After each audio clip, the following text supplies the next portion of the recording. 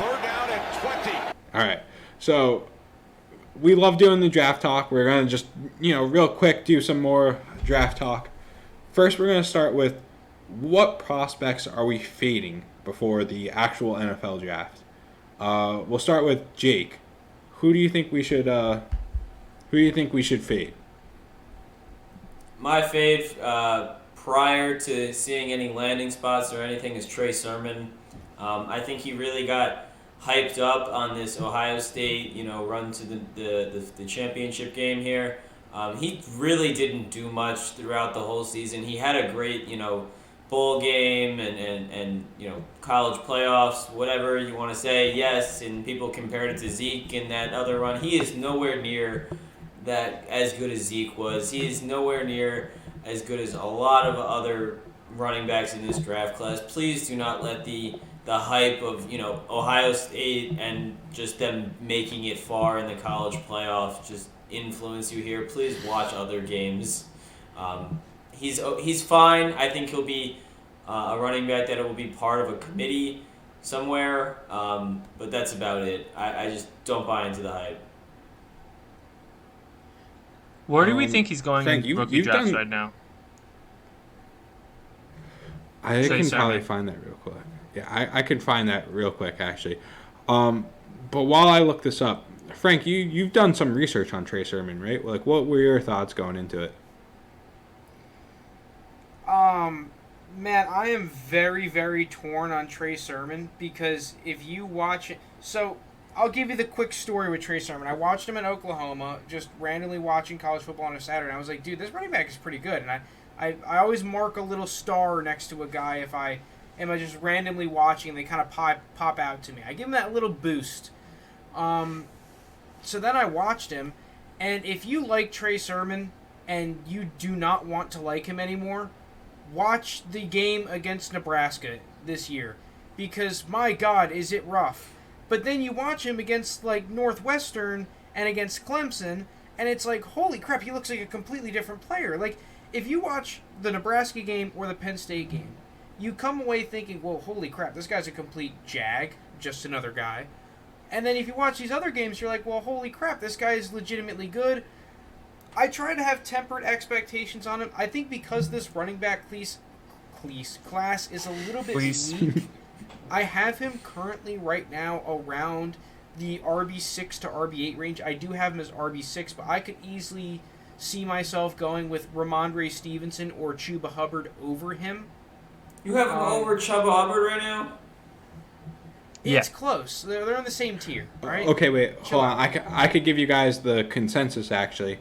Currently, as far as Dynasty mock drafts are going, we've got Trey Sermon's getting drafted at 210, and Chuba Hubbard's actually getting drafted at 212. So that sounds they're right next to each other.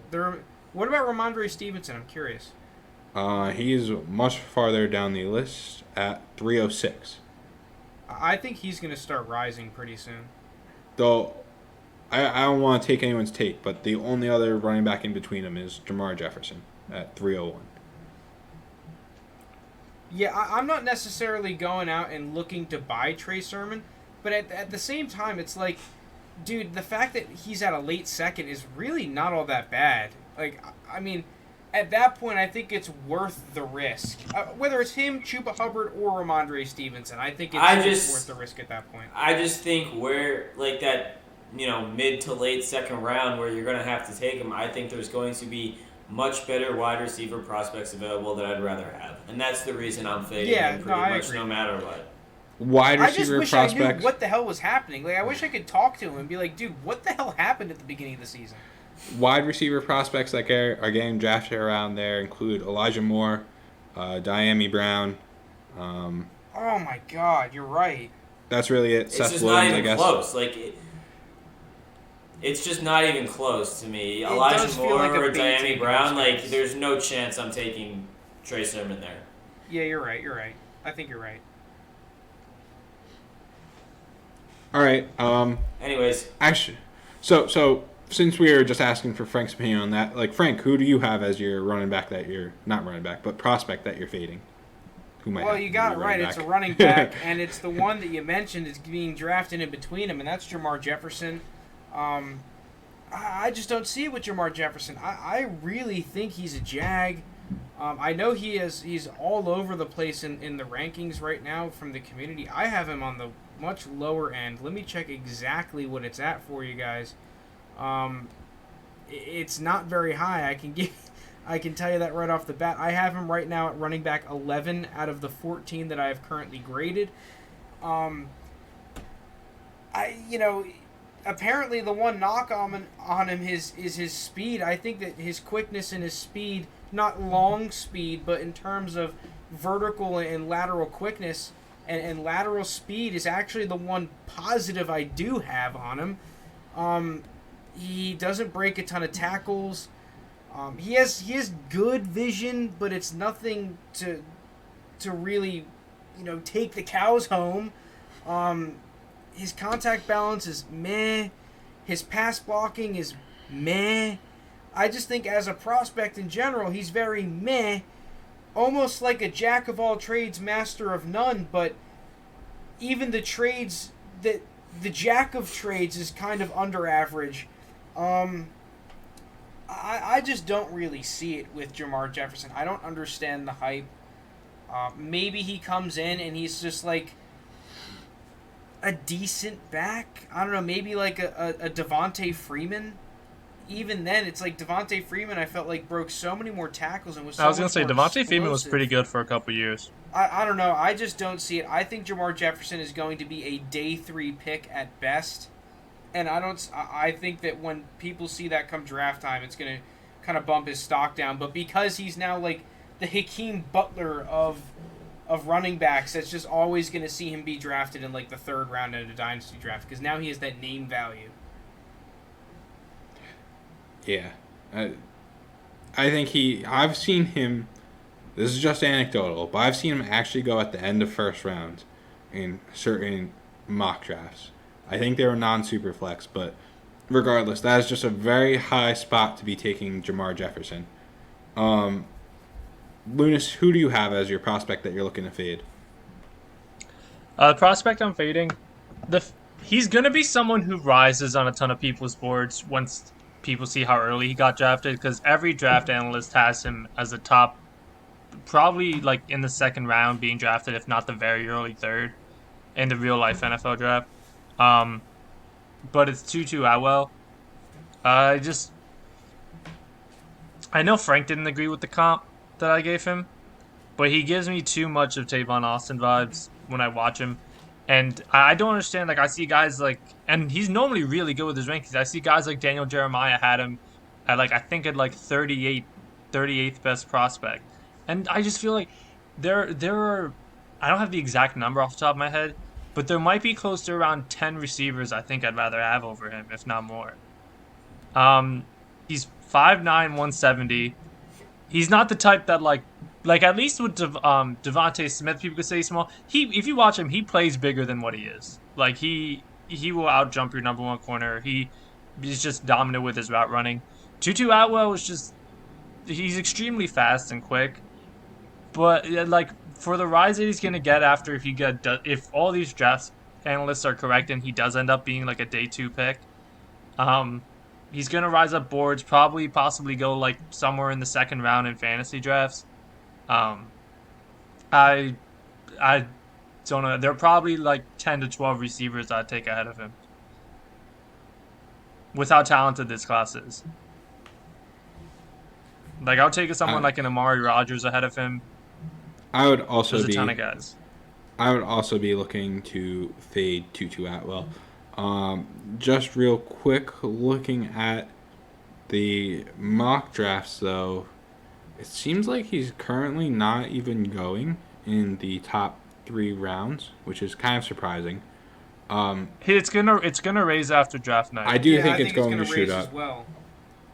I do think think. And one I'm of the saying things I'm with not buying Tutu that raise that Atwell, happens.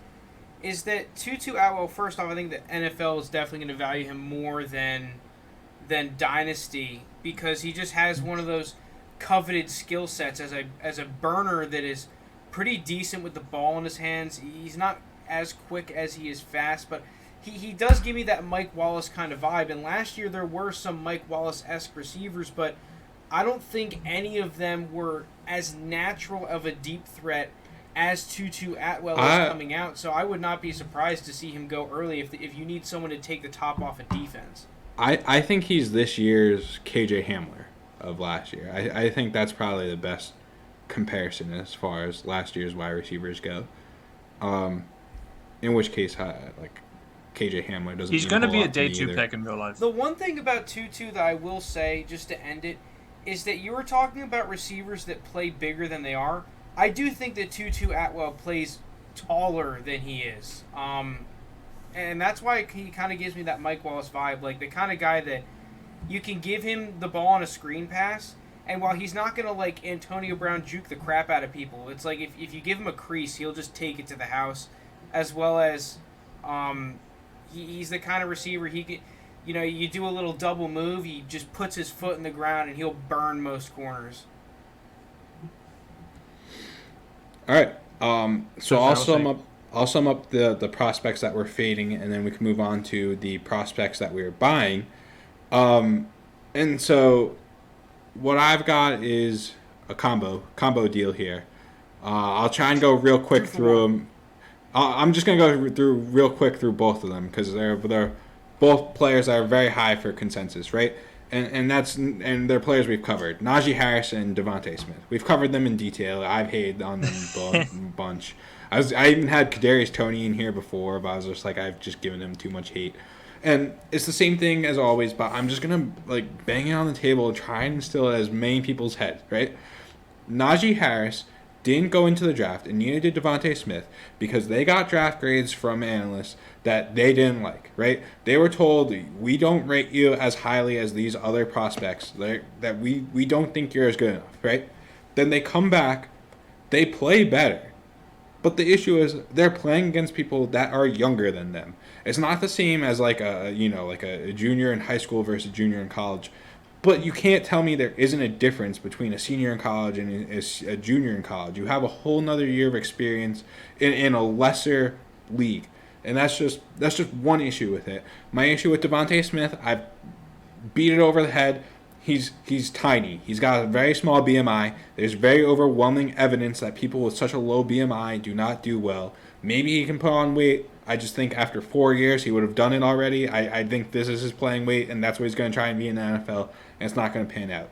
Najee Harris, Frank's hit it over a bunch of times. He's not that good at breaking tackles, and not only that, he's behind one of the best offensive lines in college football, the best offensive line in college football. And when you're behind that offensive line, it's not that hard to run well and look good running. So those are the guys I'm fading. They're probably going in non-superflex. Najee Harris is almost a lock for 101. I'd trade out from 101, get 102 or 103, and either take a Jamar Chase or even Javonte Williams at 103 in non-superflex. In superflex, he's probably going like 103, 104. Bounce me out of there. Get me 106 plus another. If you could get me 106 and 112 for 103, and I don't need a quarterback, and I'm not desperate for a quarterback, I do that in a heartbeat because I'm just getting like way better value, I think. Yeah, I just real quickly I want to touch on that. I like Devontae Smith, so you can screw off with that one. But Najee Harris, I do actually really agree with why you're fading him a little bit. I don't think Najee Harris is bad. I don't think he's terrible. I think he's being overhyped. Like you said, not only did he stay an extra year, he was old already to begin with. He's like 23 and a half. And the thing that scares me the most is I did my own tracking of broken tackles for the running backs this year, and I compared that to PFF's broken tackle metric that they had for the first 3 years of Najee Harris's college career, and it is basically exactly the same at 0.29 something broken tackles per run that PFF had for his first 3 years and what I had for this year. So that kind of just scares me a little bit that he hasn't broken more tackles the longer he's been there. I do think as a receiver he's really good, but that is really concerning, especially if he's a consensus 101 for me. Yeah. Yeah.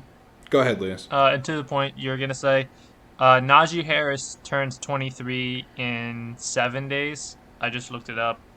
And then Javonte Williams is still 20. Yeah, For Ronald reference and Jones. comparing them. Ronald Jones, who's been in the league for a few years now, is basically the same age as Najee Harris, which is just a ridiculous thing to think about. Like, imagine Ronald Jones, instead of playing against these NFL teams, was still playing for 2 years. In college. Yeah, For in Bama, college. behind that Bama line. Yeah, he behind might Bama. like break every One thing running that's back also record in college. interesting is I remember last year there were so many people saying against Jonathan Taylor that he got a ton of carries and there was a bunch of tread on the tires. Is that not an argument for Najee Harris? Maybe they didn't get anywhere near the same amount of carries and I'm just being an idiot, but I know that like Najee Harris is a freaking workhorse this year. Yeah, I'm not. That's not one of the reasons I'm lower on Najee Harris. I am for the reasons that JT mentioned, because, like, the tread part. How long are they a starter for at their college? Like, 2 years they start. It's nothing like. If they were like maybe like a 4-year starter, okay, you can start to look at it and talk about it. But I think both those guys only started for like 2 years or 2.5 years.